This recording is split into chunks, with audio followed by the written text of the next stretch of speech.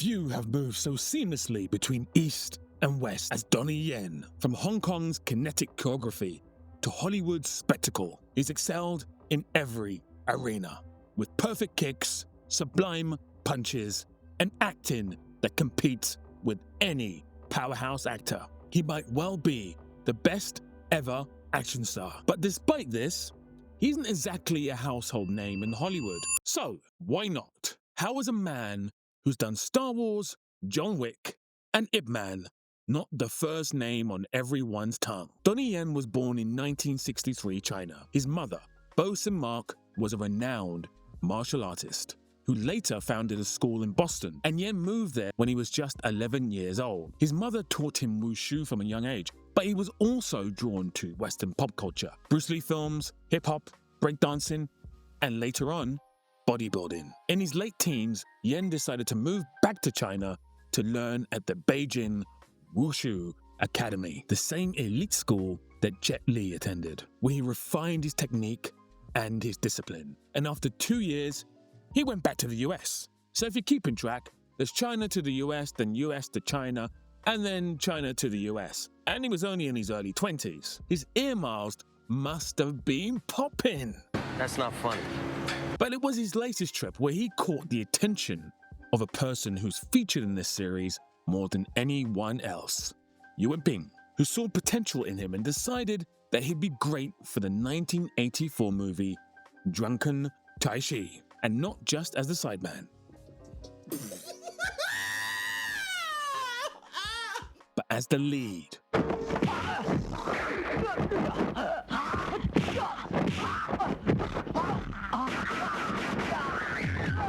It was a bold move, and whilst it didn't exactly pay off immediately because the movie wasn't a hit, it did pay off long term as it allowed him to be under the wing of Uwais and make... What's that noise? What is that? Wow, what is this movie? It's amazing!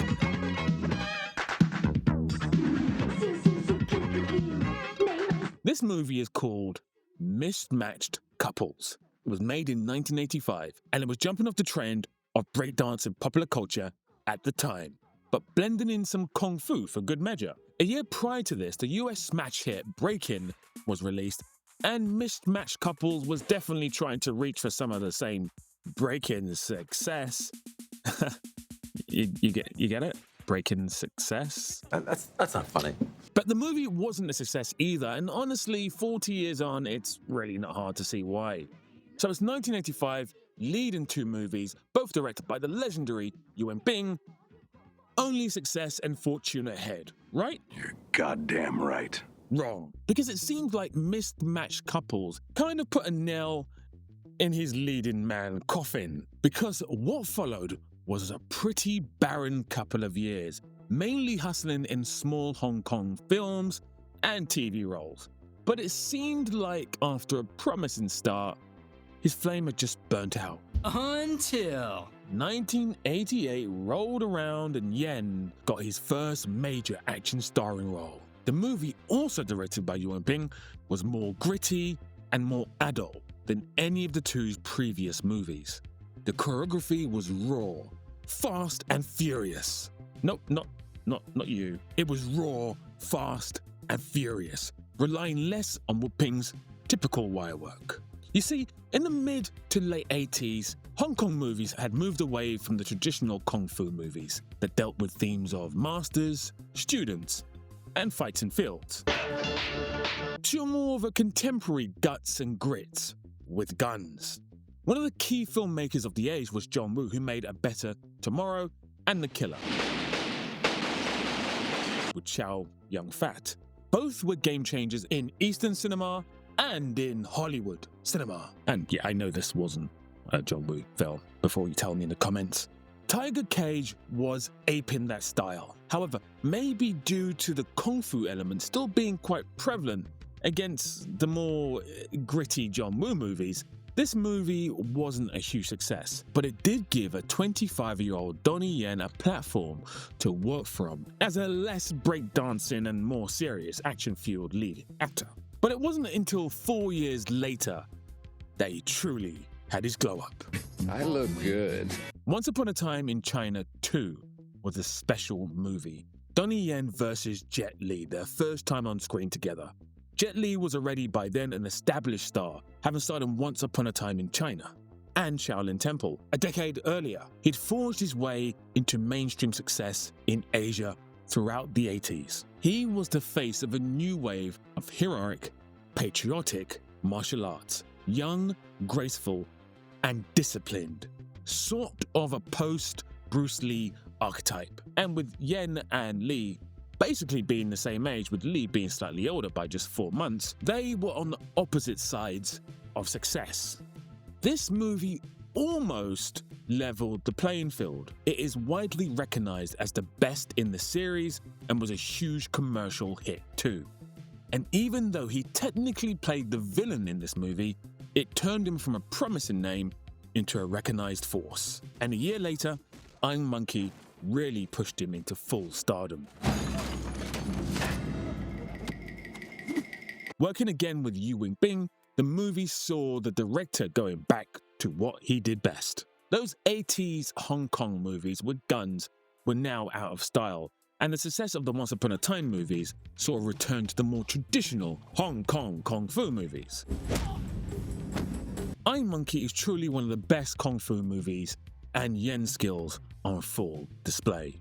He'd gone a full 180 from geeky 80s dance Kung Fu guy to straight on-screen warrior.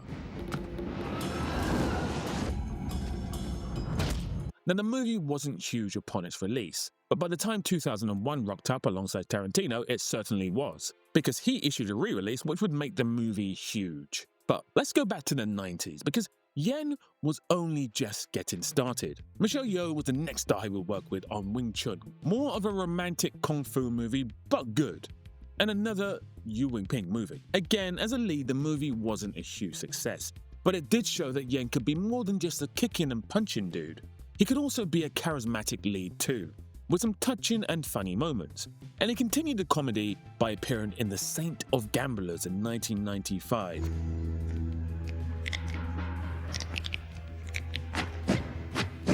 In a very small role, again showing versatility. But as the 90s started moving towards their peak, and the impending millennium bug that everyone thought was going to end the world. Now, the latest on the millennium bug with Peter and Philippa. Indeed, and Gabby, we mustn't forget that with all this excitement going on, there are some very, very worried people all over the world. The millennium bug, has it struck or hasn't it? 35 minutes from now, we'll know what's happening in this country, what's happened over all the rest of the world. Those bugs are going to crawl all over our computers and make the planes fly out of the sky. You had to be there. There was still a huge, money-filled elephant in the room. Donnie Yen had never been the lead in a financially successful movie. Maybe he wasn't destined for big success. Maybe his light would just dim. By this point, Jackie Chan had already crossed over with Rush Hour and was one of the biggest names in the world. And Jet Li was just getting bigger and bigger in Asia and was just about to hit the US market with Romeo Must Die. But Yen was left far behind and with not even one successful movie to his name as a lead. Was this to be the end of Donnie Yen? Okay, so this is a short commercial break to tell you that I have a Patreon. I would love if you would join it. You get all these videos early, unedited, and your name in the credits, and you'd also be helping me make more videos for you. Additionally, I'd love for this channel to hit at least 70,000 subs by Christmas, so please subscribe, hit the notification bell, and like this video. I can see you, I know you've been watching all the videos, you haven't hit the subscribe button yet, do it now! And hitting this like button is really important because Donnie Yen's rival, Jet Li, needs a video, and only you can make it happen. If this video gets 2,000 likes, Jet Li will get a video. Okay, back to our scheduled programming. So, was this to be the end of Donnie Yen? Well, firstly, spoiler alert, everyone survived the millennium bug, you'll be happy to know. Not really. But secondly, I wish I could tell you that things got better for him as a lead. They didn't. In fact, in a weird way, he almost embraced the supporting actor tag. You see, his directorial debut, Legend of the Wolf in 1997, had promise, but it kind of flopped. And he directed Ballistic Kiss, which was Hong Kong's answer to The Crow, but that didn't shake up any trees. However, in the year 2000, he got his first Hollywood role in Highlander Endgame. You could not live with your own failure. Not that Endgame. Highlander Endgame. It was a small role alongside Christopher Lambert and Adrian Paul, another sequel to a series which perhaps maybe should have been put to bed before this movie came out and even after this movie came out, although fan favourite Henry Cavill is due to release his version of the movie pretty soon, so, maybe there's a resurrection on the cards. But Yen had a small role in this movie and it flopped. But it was a landmark, his first Hollywood movie, and this led to Blade 2, again a small role. But director Guillermo del Toro called him a martial artist who understands the camera. I'm not really sure what that means. I mean, they all understand the camera. That's why they're all so good. Apart from this guy, of course. He doesn't understand anything. Just kidding. The series is objective and fair. Hey, why don't you guys speak English? Anyway, back to this. And after that, he shifted to Asia for the underrated hero opposite Jet Li again. And, of course, he was supporting actor again. Now, this movie is highly incredible, borrowing heavily from the storytelling convention of Kurosawa's Rashomon. The movie was a global hit, and it was even Oscar nominated. And this fight is just pure poetry. If you've not seen this movie, watch this movie.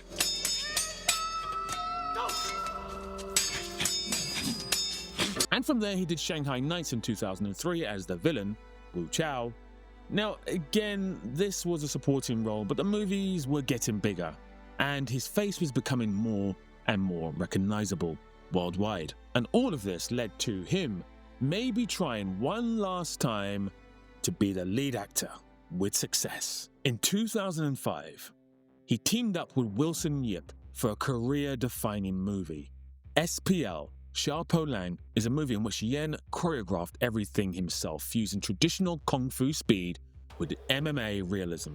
Grapples, elbows, groundwork. Years before that became common. The title Sha Po Lang refers to 3 stars in Chinese astrology, symbolizing destruction, Sha, conflict, Po, and fate, Lang. The idea that destiny cannot be escaped. That theme runs through every character in this movie, and Donnie's performance got attention for being restrained but explosive. He was no longer just a technician, but a fully formed actor. The thing is, over the years, as a supporting actor, no one ever doubted his acting abilities. If anything, people were always wondering if he could marry his acting ability and his fighting skills. And this movie did that perfectly. In fact, strangely, much like mismatched couples. It was innovating fight movies, but far more successfully. The movie was a huge success and forged a strong relationship with Wilson Yip, and they went on to do Flashpoint in 2007, which built on the same elements, providing this awesome fight. And honestly, it might be the movie that most people are more familiar with of the two.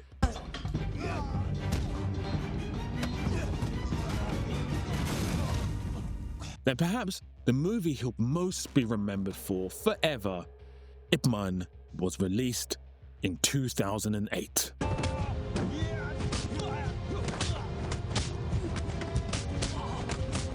Ip Man is a semi-biographical story of Ip Man, Bruce Lee's teacher, set during the Japanese occupation of China. Donnie played him with a quiet restraint and dignity. The action, which was choreographed by another legend, Sammo Hung. If you want a video on him, just hit the like button.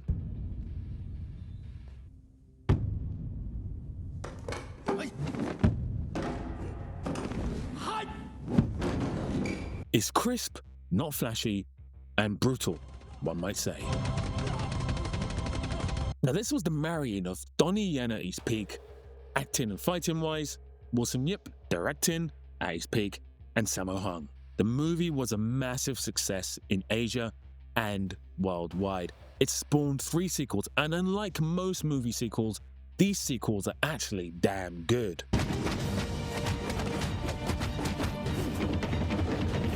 They sometimes do stray into melodrama and become a little far-fetched with the action, you could say, but they always eventually ground themselves.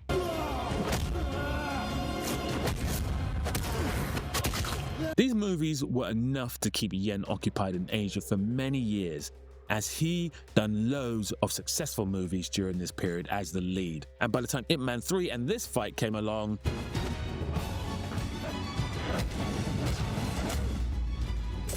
he was in Star Wars. Force is with me, and I am with the Force. And I fear nothing, for all this, as the Force wills it. With Rogue One, a Star Wars story. I don't know why they put Star Wars story after Rogue One. It's obviously a Star Wars story. I mean, all films of Star Wars are Star Wars stories. A day of joy. Anyway, and his performance and the fight scenes were literally the best thing about the movie, playing a blind monk warrior. And if Hollywood didn't know by then who he was, they sure did after.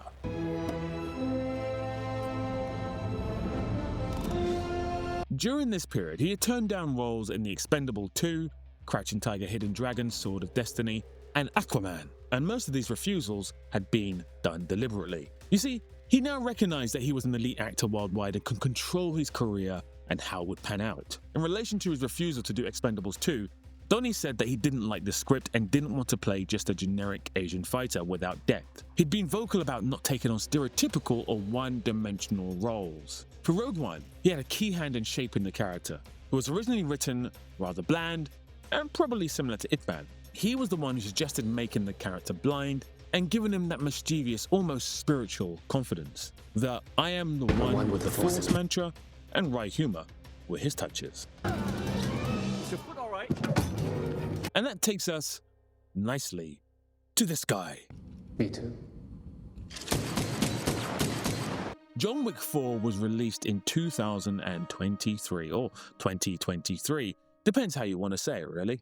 It was a huge success, and perhaps if you do know who Donnie Yen is, it might be due to this movie. However, again, he shaped what was meant to be quite a bland character, who was potentially due to wear a standard kung fu outfit, into a character with warmth and wit, and some historical context. The move was the correct one, with their talks of being a spin-off with just his character. And hopefully it might do better than Ballerina. She's dead. And honestly, no one knows better about what works and what doesn't work on screen. After spending most of his career as a supporting man and basically flopping as a lead man, Yen has learnt to choose his roles wisely and shape his characters, always looking to push himself as an actor and as a fighter. Perhaps one of the reasons why he is so universally loved is because he kind of reflects the every man and woman of this world. He wasn't born into success, he had to work hard to get it. And even when he got some kind of success, he had to work even harder to be more successful. And throughout it, he's remained positive and never allowed himself to be too big-headed or consumed by success. Much like Michelle Yeoh, he's avoided scandals off and on set and focused in on his career. Now at 62 years old, he's in great shape, and I wouldn't put it past him to keep on rising with more hits. And honestly, it's hard to think of someone in the game who deserves it more. That's something. That's embarrassing. That's embarrassing. Is that how you get dressed every morning? Right, time for ratings. For skills, so I've not really focused in on his disciplines, but of course, his mother taught him wushu, and then throughout his career he's learned taekwondo, judo, kickboxing, Wing Chun, Brazilian jiu-jitsu, Tai Chi, and boxing hybrids. But he's also been rather innovative along the way, mixing breakdancing with Kung Fu, which was just weird, and adding MMA into Kung Fu movies. He's easily going to get a 10 here. With movies, it's a strange one because his Hollywood hits have been steady rather than outstanding like Michelle Yeoh, who was just the gold standard at this point in this category. His Ip Man series, however, is legendary, and his appearances in Once Upon a Time in China 2, as well as Iron Monkey, SPL, and Flashpoint are just wonderful. I think it's another 10 here. For screen presence, I happen to believe he's got an amazing screen presence. His charisma shines through, even when he's playing stoic characters like in Ip Man. But the fact is that he spent so long being a sideman that he's really had to grow into translating his presence on screen. Because if he had the screen presence from the beginning, he would be a leading man from the beginning. Unlike Tony Jaa and Uwais, who were instantly successful, but maybe trended into supporting roles later on in their lives. So I'm going to have to give it an 8 here. For versatility, he is certainly one of the better actors in the series so far. He can do comedy, serious, and anger with ease. My concern would be with how often he's had a chance to really show this, beyond his performances in Ip Man. Strangely enough, his layered performance in John Wick 4 is, to date, the best acting performance in that series. But I can't put him on the same level as Wesley Snipes or even a Michelle Yeoh, so it's going to be an 8 here, too. And finally, legacy, Donnie Yen is just elite. Him alongside Jet Li and Michelle Yeoh are that next generation of superstars underneath Jackie Chan and Bruce Lee. It's going to be a 10 here, and that's a final score of 46, putting him neck and neck with Jackie Chan. Technically, he is above him, but that's just based on D coming before J in the alphabet. However, if I went by surname, then Chan would be before Yen. I mean, it's all irrelevant. Truth is, it doesn't matter. They have the same score. Now, honestly, I think there might be cause here to have a bit of a shootout video between the two to see who really should be second place. But let me know in the comments if you think a video in a series like that would be beneficial to you and your eyes and your enjoyment pleasure. Anyway, Michelle Yeoh still tops the chart. Which underrated star should we cover next in the series? Give me some names in the comments. As always, big love to all the Patreon YouTube members on screen right now. Please hit the like button on the way out. Peace out and big love.